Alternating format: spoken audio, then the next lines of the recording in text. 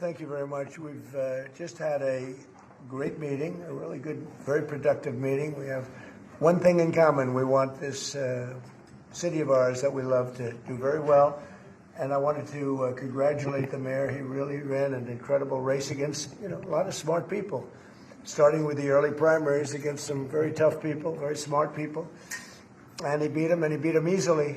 And I congratulated him. And we talked about some things in very strong common, like housing and getting housing built, and food and prices, and the price of oil is coming way down. That anything I do is going to be good for New York. If I can get prices down, it's good for New York. And we've got them down, way down from last year. We have, as you know, I've been saying to a lot of people, Walmart said that Thanksgiving this year is exactly 25% less than last year. So that's good for New York, good for everybody.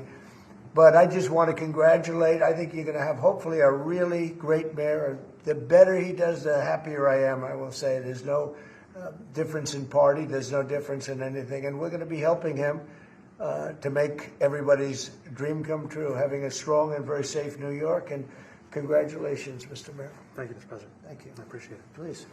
I appreciated the meeting with the president, and as he said, it was a productive meeting focused on shared admiration and love, which is New York City, and the need to deliver affordability to New Yorkers, the 8.5 million people who call our city their home, who are struggling to afford life in the most expensive city in the United States of America. We spoke about rent, we spoke about groceries, we spoke about utilities, we spoke about the different ways in which people are being pushed out, and I appreciated the time with the president, I appreciated the conversation. I look forward to working together to deliver that affordability for New Yorkers. Thank you very much. Any questions, please? President Trump, Stephen Nelson from the New York Post. I've got a question for you and then also one for the mayor-elect. For you, you referred to Mr. Mamdani as a communist. Could you describe why you feel that way? And also, will you do anything to stop him from arresting Prime Minister Netanyahu if he visits New York? Well, we didn't discuss your second part of the question. And on your first part, I mean, he's got views that are a little out there, but who knows? I mean, we're going to see what works, or he's going to change also. We all change. I changed a lot. From when I first came to office. It's now quite a while ago. It's quite a while. My first term was great. We had the greatest economy in the history of our country. We're doing even better now. We're doing much better now than we did even the first term. And I can tell you some of my views have changed. And we had discussions on some things. I'm not going to discuss what they were, but that I feel very confident that he can do a very good job. I think he's going to be. I think he is going to surprise some conservative people, actually, and some very liberal people. He won't surprise them because they already like him. And Mr. Mamdani, it sounds like you had a productive discussion, but just days ago you referred to President Trump as a despot who betrayed the country. You said you'd be his worst nightmare and accused him of having a fascist agenda. Are you planning to retract any of these remarks in order to improve your relationship? I think both President Trump and I, we are very clear about our positions and our views, and what I really appreciate about the president is that the meeting that we had focused not on places of disagreement, which there are many, and also focused on the shared purpose that we have in serving New Yorkers. And frankly, that is something that could transform the lives of the 8.5 million people who are currently struggling under a cost of living crisis, with 1 in 4 living in poverty. And the meeting came back again and again to what it could look like to lift those New Yorkers out of struggle and start to deliver them a city that they could do more than just struggle to afford it, but actually start to live in it. And I've been called much worse than a despot, so it's not that insulting. Maybe I think he'll change his mind after we get to working together. Yes, please. Mr. President, from MTV Lebanon. Good. I would like to ask you a question about the Middle East regarding you said that Hezbollah in Lebanon is not in a good position. And Lebanon now is the final unresolved after Gaza and Syria. Given your assessment, like what do you say for the Lebanese today if the independent state in Lebanon? And what is your next move to push toward disarmament? Sure. Well, we are pushing for total disarmament of Hamas and, frankly, everybody else. And we actually have peace in the Middle East. As you know, the King of Saudi Arabia just left yesterday. We had some great meetings, and he's made a contribution toward the United States of more than $1 trillion. We have now over $20 trillion coming in. No country has ever had anything like that, not even close. If you go to $2 trillion or $1 trillion, it's a lot. We have $20 or $21 trillion. I think that Hezbollah has been a problem in Lebanon, big problem. We're working with Lebanon. We're working with everybody in the Middle East. That's another thing I think we have in common. We want to see peace in the Middle East, and we actually have now, for the first time, peace in the Middle East after 3,000 years. And now we're going to refine it, and I think you're going to see some very positive things happen. There is a potential to invite the Lebanese president. Oh, sure. Oh, I would do that, absolutely. And if the mayor would like to be here for that meeting, because I know he feels very strongly. I think you feel very, very strongly about peace in the Middle East. I think we desperately want it, and that's something that I shared with the president, that when I spoke to New Yorkers who had voted for the president last November on Hillside Avenue and Fordham Road, I asked them why. I heard again and again two major reasons. One was that they wanted an end to forever wars. They wanted an end to the taxpayer dollars we had funding violations of human rights, and they wanted to address the cost of living crisis. And I appreciated the chance to discuss both of those things. he said a lot of my voters actually voted for him, and One in 10. And I'm okay with that. I'll do that. I'll sign it. Give it to me. I'll sign it in a minute. That's pretty good. Mr. President, Yeah, please. you threatened to send federal troops to New York City. You both have differences when it comes to ICE agents Right. in New York City. Mr. Mamdani, you called ICE a rogue government entity.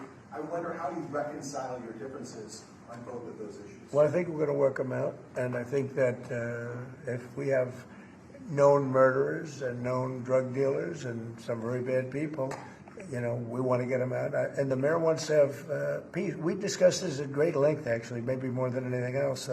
He wants to have a safe New York. Ultimately, a safe New York is going to be a great New York. If it's not safe, no matter how well we do with pricing and with anything else, we can talk about anything you want. If you don't have safe streets, it's not going to be a success. So we're going to work together. We're going to make sure that if there are horrible people there, we want to get them out. I think he wants to get them out, maybe more than I do. So we'll work together. We discussed it at great length. Yes, please. Yeah, two questions, if I may. One for you, Mr. President, from BBC in a second. But first of all, to the mayor-elect. You're both, from different parts of the political spectrum, you're both populists, though. And I just wondered to what extent the president's campaign style, his techniques, his social media use inspired any part of your campaign? Well, I actually told the president that, so much of the focus of our campaign has been on the cost of living crisis. And when we asked those New Yorkers who had voted for the president, when we saw an increase in his numbers in New York City, that came back to the same issue: cost of living, cost of living, cost of living. And they spoke about the cost of groceries, the cost of rent, the cost of Con Ed, the cost of childcare. And too often, politicians are looking to lecture to New Yorkers what they should care about, as opposed to listen. And when we spoke to those voters who voted for President Trump, we heard them speak about cost of living. We focus on that same cost of living, and that's where I am really looking forward to delivering for New Yorkers in partnership with the president on the affordability agenda. And I think we have to work a little bit. We talked about Con Edison. We have to work a little bit on getting the prices, because, we've gotten fuel prices way down, but it hasn't shown up in Con Edison. And we're going to have to talk to them. If we're sending them fuel at a much lower price than it was a year ago, which is true, we have to get Con Edison to start lowering their rates. Absolutely. And if I may, last week you told me you were pushing ahead with your plans to sue BBC for $5 billion. You were going to speak to Prime Minister Starmer as well. Is there any progress or any updates on those issues? Well, we get along very well with the Prime Minister. We made a deal with UK. I like him. He's a fine person. And, I think they have some big energy problems. They've got windmills all over the place. They're going to have to start using other methods because their energy is out of control. Talking about in the UK, it's out of control. And he's got that problem. He's got a big immigration problem, as you know, and he's got a big energy problem. And we talk about it. He's a good man. Prime Minister's a good man. You had a chance to speak this week. I haven't spoken this week. Mr. President, have you spoken to President Zelensky, or do you intend to Who? speak to President Zelensky about your plan as you meet with him? I've spoken with their people. We have a plan. It's horrible what's happening. It's a war that should have never happened. It would have never happened if I was president, and it's a shame. And I thought they should have acted quicker. But it's a cold winter, and a lot of the you talk about utilities, but a lot of the big energy-producing plants have been under attack, to put it mildly, to put it nicely. We have a way of getting peace, or we think we have a way of getting peace. He's going to have to approve it. Just so sad. So many people. Last month, they lost 25,000 soldiers. This is something, we haven't seen anything like this since the Second World War. They're averaging 6,000 or 7,000 a week between the two of them, dead soldiers. And it goes on, and I think they're getting reasonably close, but I don't want to predict. I would have said that would have been one of my early ones. I did 8 peace deals of countries, including in India, Pakistan. You could even go, in fact, they're coming here in a week or two, go to the Congo and Rwanda. That was 10 million people dead, and we worked something out on that. But so many, and the one I thought would have been, for me, because I have a very good relationship with President Putin, I thought that would have been maybe quicker. But it does take 2 to tango. And now you just see all the death. And, it doesn't affect us other than the fact that we don't want to see all those people that really, it's on the other side of the ocean. It's a war that should have never happened. It did happen. I blame the person also sitting right behind this desk. This is a war that should have never happened, and it wouldn't have happened if I were president. But we're trying to save a lot of lives. They're losing 25, think of that, 25,000 lives over the last short period of time. That's Ukrainian and Russian, and it's a shame. What happens to President? I want to ask the mayor-elect about a House resolution just passed overwhelmingly to condemn socialism, including with 86 Democrats, all of House Dem leadership, and the minority leader, Hakeem Jeffries, despite his endorsement of you. What's your reaction to that? I have to be honest with you, I focused very little on resolutions. Frankly, I've been focusing... Condemn socialism. I understand. I think the focus is on the work at hand. I can tell you I am someone who is a democratic socialist. I've been very open about that. And I know there might be differences about ideology, but the place of agreement is the work that needs to be done to make New York City affordable. That's what I look forward to. And I want to clarify your answer to Stephen Nelson. He asked about your comment calling the president a fascist. And your answer was, both President Trump and I have been clear about our positions and our views. Are you affirming that you think President Trump is a fascist? I've spoken about... That's okay. You can just say yes. Okay. All right. Okay. It's easier. Yes. And Mr. President, I wanted to ask you also about this Ukraine plan. Yeah. President Zelensky said today that his country would risk either giving up a partner or giving up its dignity. There's been criticism that this deal... You mean he doesn't like it? It's unclear. He was sort of Well, pretending... he'll have to like it, and if he doesn't like it, then, they should just keep fighting, I guess, The suggestion that you made, though, was that if he doesn't accept it, that the U.S. would pull back its support for Ukraine. Is that Well, at some accurate? point, he's going to have to accept something. He hasn't accepted. You remember right in the Oval Office not so long ago, I said, you don't have the cards. Don't forget, I inherited this war. This war never would have happened. I inherited this war. And I thought he should have made a deal a year ago, 2 years ago. The ultimate deal would have been if it never started. That would have been the good deal. That could have been done. He didn't have the right president. Mr. President, the cost of living is something that you and Mr. Mamdani seem to agree on. Right. Democrats have run New York City for a long time, Mr. Mamdani. Do you see Democrat policy specifically as being a problem? And I'd like that to be a question that both of you could answer in New York City. Look, I think that there are many things in our city where we have to own the responsibility of it, things that existed long before the president was the president. And those are also part of the message of our campaign, was to take on a broken politics of the past. And I ran against a number of candidates who represented different versions of that past. And what we found time and again is that working people were left behind in the politics of our city. And what we're looking to do is put those people right back at the heart of our politics so that we don't have a situation where we're in the wealthiest city in the history of the world, and yet 1 in 5 can't even afford $2.90 for a Metro card. Mr. President. We had some interesting conversation, and some of his ideas really are the same ideas that I have. But a big thing on cost, the new word is affordability. Another word is just groceries. It's sort of an old-fashioned word, but it's very accurate. And they're coming down high. They were, we had, both of us, we had the highest inflation in the history of our country the last 4 years under the Biden administration. And we've got inflation down now to a normal number. It's going to go even a little bit lower than that. Katie, do you have something on that? Mr. President, thank you so much. Mr. Mamdani often talks about New York City being covered by international law, that they will follow international law, doesn't often talk about the U.S. Constitution. What is your response to that? Well, I don't know what you're referring to in terms of it could be covered by international law, local law. It's covered by a lot of laws, but it's covered by U.S. law. Are you referring to anything in particular? He just says that they're a city that endorses and enforces international law.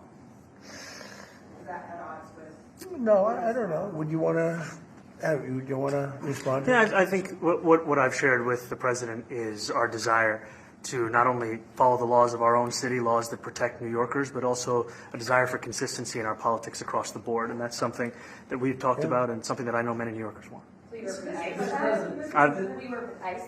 We discussed ICE and New York City, and I spoke about how the laws that we have in New York City allow for New York City government to speak to the federal administration for about 170 serious crimes. The concerns that many New Yorkers have are around the enforcement of immigration laws on New Yorkers across the 5 boroughs, and most recently we're talking about a mother and her 2 children, how this has very little to do with what that is. What we did is we discussed crime, more than ICE per se. We discussed crime, and he doesn't want to see crime, and I don't want to see crime, and I have very little doubt that we're not going to get along on that issue. He wants to, and he said some things that were very interesting as to housing construction, and he wants to see houses go up. He wants to see a lot of houses created, a lot of apartments built, etc. And you know, we actually people would be shocked, but I want to see the same thing. Mr. Mamdani, anti-Israel protesters. Jack? Mr. President, I want to know one of the policies as well that Mayor-elect Mamdani talked a number of times about on the campaign was shifting the tax burden for property taxes from what he called minority communities to white-based communities and putting more taxes on white people. I also noticed that in your acceptance speech you didn't mention anything about America or Christians or white people in general, and so I didn't know if that was one of the policies that you guys had spoken about. We focused on affordability. We focused on the cost of living crisis. What I will say is that I am very much interested in property tax reform because what we see right now in New York City is a system that is so inequitable that it can't even stand up in court. And the president and I spoke about the importance of not only building more housing, but also making sure that regulation of housing is something that is manageable to actually get through and not the cause of yet another weight that we see in our city. To be clear, you're continuing this idea of race-based property taxes. No, to be very clear, That's what you said. no, the use of the term was a description of neighborhoods, not a description of intent. So you intend to tax the whiter neighborhoods more? No, we intend to create a fair property tax system because we want a New York City that is not only fair and equitable, but also one that every New Yorker can afford. Mr. Mamdani, anti-Israel protesters Please, go ahead. Mr. Mamdani, anti-Israel protesters just targeted a synagogue in New York. Are you concerned about Jewish New Yorkers feeling welcome and safe in the city? And President Trump, you threatened to cut off federal funding to New York City. What policies would prompt you to do that? Would that be city-run grocery stores? Would it be something else? Well, I think if we didn't get along, whether it's cut off or just make it a little bit difficult or not give as much, we want to see, I use the term, we don't want good money going after bad. And we don't want that to happen. I don't think that's going to happen. I did say that, subject to what policies are being set. We had a meeting today that actually surprised me. He wants to see no crime. He wants to see housing being built. He wants to see rents coming down, all things that I agree with. Now, we may disagree how we get there. The rent coming down, I think one of the things I really gleaned very much today, he'd like to see him come down, ideally, by building a lot of additional housing. Yeah. That's the ultimate way. He agrees with that, and so do I. But if I read the newspapers and the stories, I don't hear that. But I heard him say it today, and I think that's a very positive step. No, I don't expect. I expect to be helping him, not hurting him. A big help, because I want New York City to be great. Look, I love New York City. It's where I come from. I spent a lot of years there. Now I'm right here. We took a big setback with the mayor that we had, Dave de Blasio. I thought it was a tremendous setback for the city. I think this mayor can do some things that are going to be really great. Mr. President, Okay, how about you?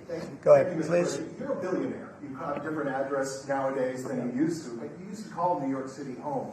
Would you feel comfortable living in New York City under a Mamdani administration? Yeah, I would. I really would. Especially after the meeting. Absolutely. What makes you comfortable? We agree on a lot more than I would have thought. I think I want him to do a great job, and we'll help him do a great job. You know, he may have different views, but in many ways, you know, we were discussing when Bernie Sanders was out of the race, I picked up a lot of his votes, and people had no idea because he was strong on not getting ripped off in trade and lots of the things that I've practiced and been very successful on. Tariffs, a lot of things. Bernie Sanders and I agreed on much more than people thought. And when he was put out of the race, I think quite unfairly, if you want to know the truth, many of the Bernie Sanders voters voted for me. And I felt very comfortable, frankly, in seeing that and saying that. And, you know, it just turned out to be a statistical truth.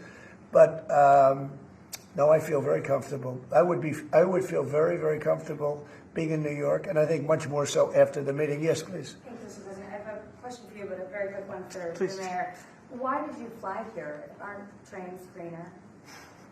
I'll use every form of transit, and I want to make sure that they're all affordable in New York City, and that's why making buses fast and free is a centerpiece of our campaign. There is a bus that goes. Well, but I know, but if he flew, that's a lot quicker too. You know, I mean, he's working very hard. For him to be, that's a very long drive. I'll stick up for you. You know, the plane takes you 30 minutes, and driving takes you a And long Mr. time. President, I was wondering if you could clear up some confusion around a Washington Post report. There was this explosive report that the Coast Guard is no longer going to characterize swastikas and nooses as hate symbols. DHS called that a lie and fake news. Can you clear up? I don't know anything about it. When was this written? I think yesterday. Well, look, the Coast Guard's an incredible group of people. I know them very well. We just ordered a lot of new Coast Guard cutters, beautiful, the most magnificent ship. They look like yachts with lots of guns on them. So I don't know. I haven't seen any report like that, but certainly we want them to remain a great force, and they are. Mr. President, and you did a piece in all the 9 months around the world. I would like to ask Mr. Mamdani, you've accused the U.S. government of committing genocide in Gaza while President Trump was working on peace. Why that? I've spoken about the Israeli government committing genocide, and I've spoken about our government funding it. And I shared with the president in our meeting about the concern that many New Yorkers have of wanting their tax dollars to go towards the benefit of New Yorkers and their ability to afford basic dignity. And what we see right now is we're in the 9th consecutive year of more than 100,000 school children being homeless in our city. And there's a desperate need not only for the following of human rights, but also the following through on the promises we've made New Yorkers. And I appreciated the meeting we had and the work that we can do. Do you agree that President Trump didn't do a peace and worked hard to make the peace? Because he worked hard to do the peace in the Middle East and everywhere. Do you agree with that? I appreciate all efforts towards peace, and I shared with President Trump that when I spoke to Trump voters on Hillside Avenue, including one of whom was a pharmacist that spoke about how President Trump's father actually went to that pharmacy not too far from Jamaica Estates, that people were tired of seeing our tax dollars fund endless wars. And I also believe that we have to follow through on the international human rights. And I know that still today those are being violated, and that continues to be work that has to be done no matter where we're speaking of. Mr. President, thank you, Mr. President. Do you view the mayor-elect as the true leader of the Democrat Party?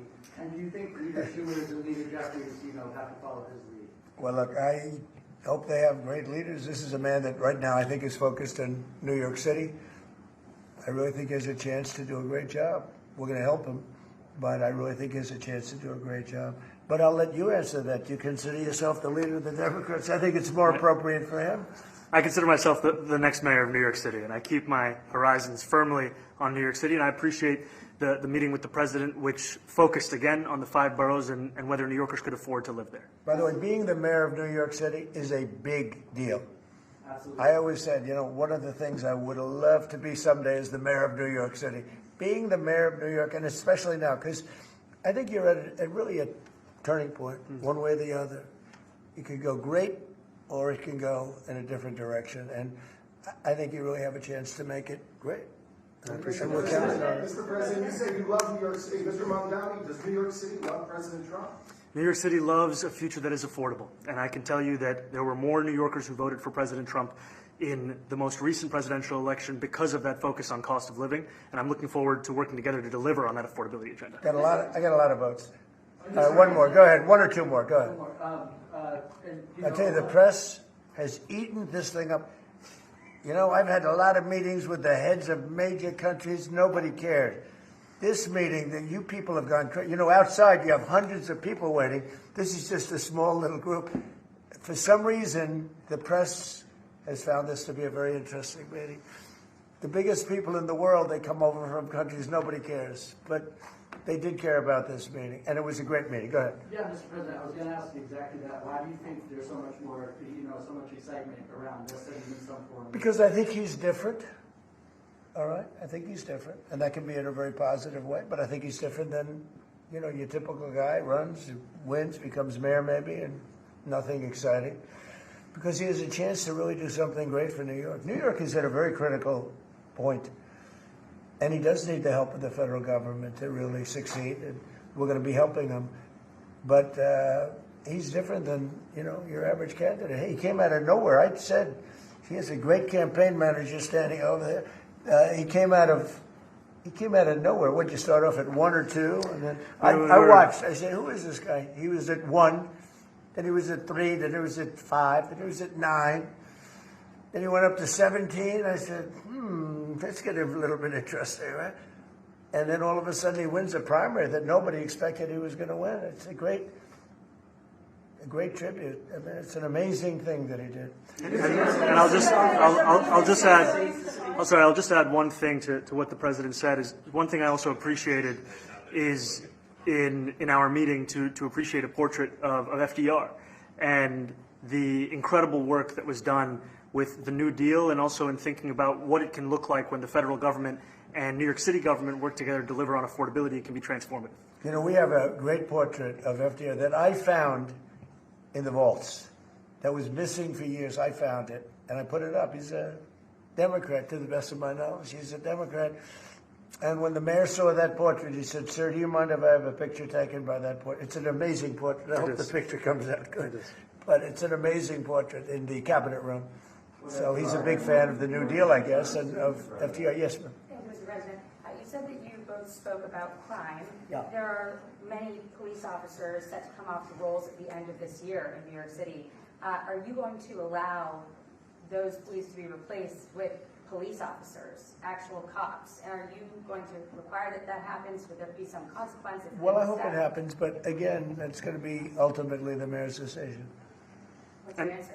Is that I look forward to delivering public safety with the NYPD, and I've said over the course of our campaign that we have the number of police officers today. They are the ones that's budgeted about 35,000 headcount. And I think the key thing is that we have to make it easier for police to focus on police work, not ask them to respond to 200,000 mental health calls a year. So is that a reduction from what you're at right now? Are you committing to maintaining the same level of cops? I've committed over the course of the campaign to maintain the 35,000. That's the headcount that we had through the campaign. And not replace them with caseworkers, social work? No, I've said that's the headcount that we want. What we need to do is make sure they can focus on serious crime. And he just retained a great police commissioner, I believe, right? Yes, we did. Commissioner Fish. If the newspapers are correct. That one they're correct about. He retained, I think, somebody that is she's a good friend of some of the people in my family, of Ivanka, and they say she's really good, really competent, and he just retained her, so that's a good sign. Are there still topics that you see the two disagreeing on in the future, and do you think you'll have more meetings like this? There will be topics that we disagree on. I think we'll probably come to a conclusion, and ultimately, he'll convince me, or I'll convince him. It's for the good of New York. Ultimately, it's for the good of New York. I don't care about affiliations or parties or anything else. I want to see if this city could be unbelievable. If he could be a spectacular success, I'd be very happy. Do you think you guys will meet more in the future? Excuse me? Do you think you'll meet again in the future? Throughout the administration? I think we will. Yeah. I think we will. I hope we do. I enjoyed the meeting. We had a great meeting. Please. Mr. President, Republican Elise Stefanik has campaigned multiple times by calling Zohran Mamdani a jihadist. Do you think you're standing next to a jihadist right now in the Oval Office? No, I don't. But she's out there campaigning, and you say things sometimes in a campaign. Isn't that sort of she's a very capable person, but you really have to ask her about that. But I don't particularly. I think I met with a man who's a very rational person. I met with a man who really wants to see New York be great again. And I can say again, because New York was great. When I came down to Washington initially, The city was so hot. It was doing great. We were having some telltale signs of problems. We had a mayor that was not doing a great job, but still, it was moving along. And it went bad. It really went, pretty bad. And I think it's been at lower points, but it went pretty bad. I think he can bring it back. Now, the question is, will he bring it back all the way? Will he bring it back greater than ever before, which is, I guarantee, that's his wish. I think he wants to make it greater than ever before. And if he can, we'll be out there cheering. I'll be cheering for him. Okay? Thank you very much, everybody. You chose not to answer the question about the city law. Thank you very much. Oh, no, I care very deeply about Jewish safety, and I look forward to rooting out anti-Semitism across the 5 boroughs and protecting Jewish New Yorkers and every New Yorker who calls the city home. Very well.